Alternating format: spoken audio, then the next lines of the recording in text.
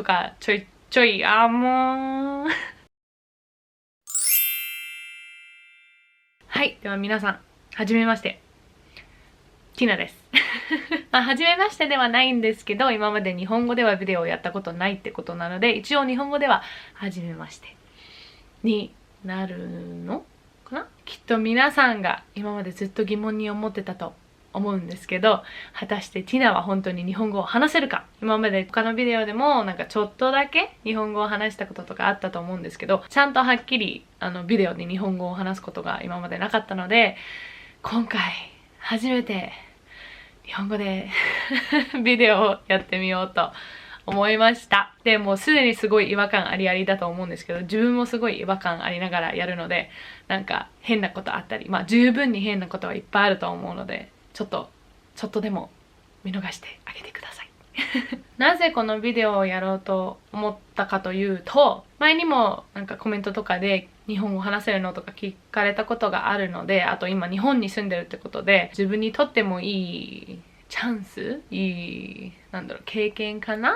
て思いました。あと結構私のチャンネルを見てくれてる人も日本からの人が結構多くて、今後日本語のビデオとかもやるべきなのかっていうのもちょっと知りたくて、皆さんがもし日本語のビデオをもっとやってほしいって思ったら、ぜひそのLIKEを押してください。で、今後もちょいちょい日本語のビデオがやれたらいいなってちょっとだけ思ってるので、こんな感じですっごい違和感あるので、それは置いといて今日は、なぜ日本語を話せるか、なぜ英語を話せるか、なぜバイリンガルなのかみたいな私のストーリー、物語を話したいと思います。もう気づいてると思うんですけど、日本語は 100% ではないので、きっとちょいちょいってすごい言ったよな、ちょいちょい変な言い方だったり、英語に切り替わったり、英語の言葉をただカタカナ語で言ってるとか少しあると思うので、申し訳ないんですけど、はい、大丈夫だよとか言ってあげてもいいかなで、敬語で話すのか敬語じゃないのかとかも正直全くわからないので、とりあえず敬語でいこうかなと思います。ちゃんとした敬語ではないと思うんですけど、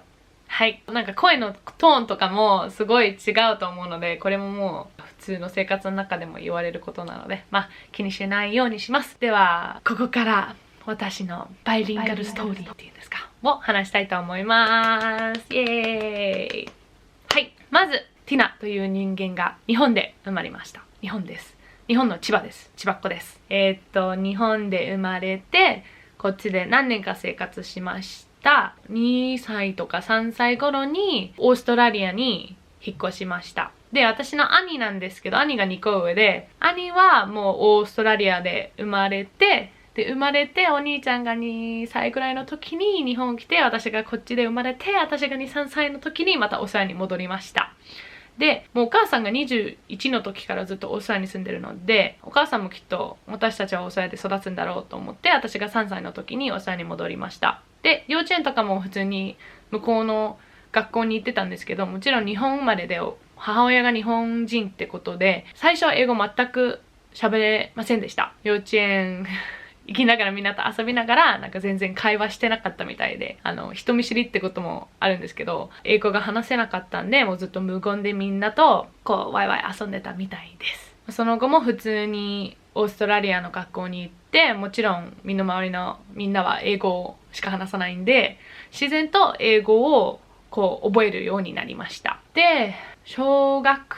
生高学年ぐらいになり始めると、もう英語の方が強くなってしまって、日本語が結構もう話せなくなりました。昔からっていうか、もちろん今はやってもらってないんですけど、おじいちゃんおばあちゃんがよく日本のテレビとかなんかバラエティの番組だったり、本当にドラえもんとかしんちゃんとかを録画しておさにわざわざ送ってくれてたんですけど、それを見て理解は全部できたんですけど、実際話すとなると言いたいことが出てこなくて、あんまり日本語を話せないなっていうのをその時期にも感じました。で、一応日本語学校には週1で土曜日行ってたんですけど、もちろんもう英語の方が強くなっちゃって、もう日本語学校行きたくないみたいな、日本語学校でもずっと英語話してるって感じが多かったです。で、先生はいつもなんか授業中には英語なしとか言いながら、もう全く聞かずずっと英語ばっか話してました。中学ももちろん普通にオーストラリアの学校に行きました。で、中学の間にすごいハマったのが日本の音楽だったんですよ。で、その時点で中学の頃は日本のテレビ番組とか日本のドラマとかも見始めて、前よりちょっと日本には興味あったんですけど、なんか一番のきっかけがその日本の音楽で、その音楽がビジュアル系でした。化粧を塗りたくってる男性の方たちが組んでるビジュアル系バンド大好きでした。で、一番好きだったバンドがガゼットっていうバンドでして、ガゼットが昔は結構漢字とか多い曲だったり歌詞を書いてて、なんていう感じなんだろうっていうのを知りたくて、そこからなんか自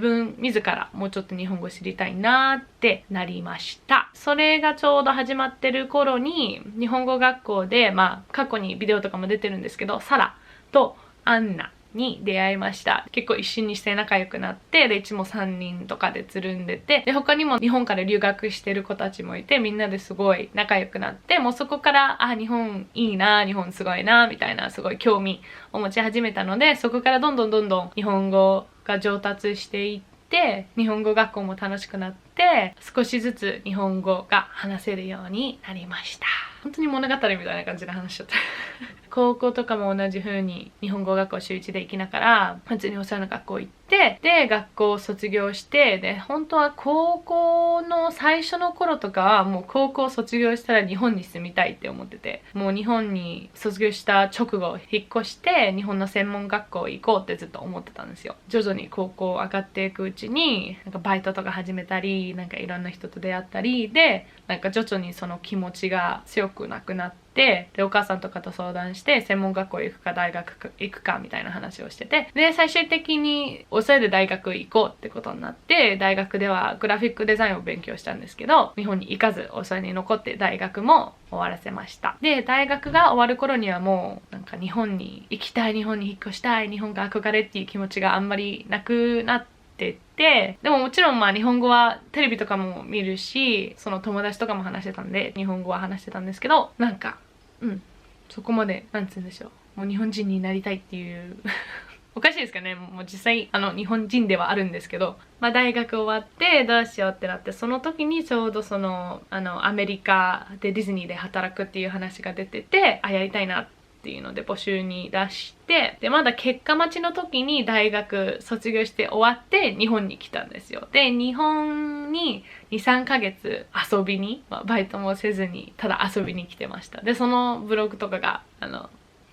過去のビデオとかにあるんですけど、日本にとりあえず 2,3 ヶ月遊びに来て、で日本にいる時にそのアメリカでのお仕事が決まったんですよ。決まったっていうか面接はできるってことになったんで、とりあえず面接受けにオーストラリアに戻りました。面接受けて受かったってことで、その後日本に 2,3 ヶ月行って、でオーストラリアに半年くらい戻って、その半年間はもう大学卒業してたんでバイトしてお金貯めて、もうアメリカに行くっていうのが決まったので、もうとりあえずお金貯めてやっとアメリカに行ってディズニーで1年間働きました。その時アメリカにいる間今の彼氏に出会って、最後の方だったんですけど、実際もうビザが1年間っていうのが決まってたので、もういつ帰るかとかすでに知りながら行ったんで、うちは今の彼氏と出会って、で帰るとなって、帰ってもどうすればいいかわからない、このままオーストラリアに戻っていたらなんかフルタイムのお仕事探してキャリアとか積み上げていかなきゃ、もう大人にならなきゃいけないかなっていう勝手な思いがあって嫌だなと思って、じゃあとりあえず日本に行ってみようってことでアメリカ1年間過ごして、オーストラリアに戻って3、4ヶ月後ですかね、7月8、9、10、4ヶ月くらい後に、じゃあもう片道日本のチケット買って日本に来ました。で今もう日本に来て1年以上経ってる形です。マイバイリンガルストーリーですで今は日本でお仕事をしてまして、日本で仕事するのももちろん初めてなんですけど、もう今まででこんなに毎日のように日本語を話すっていう機会はなかったので、すっごいいい勉強になってまして、未だにすごい変なこと言ったり変な発言したりわけわかんないことは未だに全然あるんですけど、前よりは話せるかなって状態です。で今の仕事場もなんかそれを理解してくれてる人がすごい多いんで、こんな私でも楽しくお仕事できてるんで、もうみんなに感謝でございます。はい、ってことでもう十何分ぐらいずっと話してるので、このビデオはここで終わらせたいと終わらせたいと思います。で、きっとこれ自分で見返してすっごく嫌な気持ちになると思います。自分が日本語を話すのはやっぱりなんか違うんですよね。どっちかというとやっぱり英語の方が話しやすい、楽っていうのがあるので、やっぱり日本語を話すのちょっと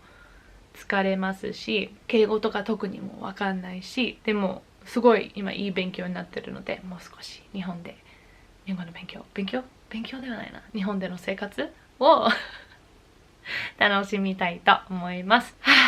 ティナちゃんよくできましたって思う人、ぜひライク押してあげてください。ありがとうございます。で、今後も日本語でのビデオ見たいっていう人がいたら、ぜひどういうビデオを見たいかとかもコメントに残してください。今日は頑張りました。変ですよね。めっちゃ変。自分でも変。なんで今日本語話してるんだろうってすごい思う。ね。やっぱり締めは英語でいこうかな。Well, if you guys liked the video, please give it a thumbs up and I will see you guys next time. Bye! Bye bye!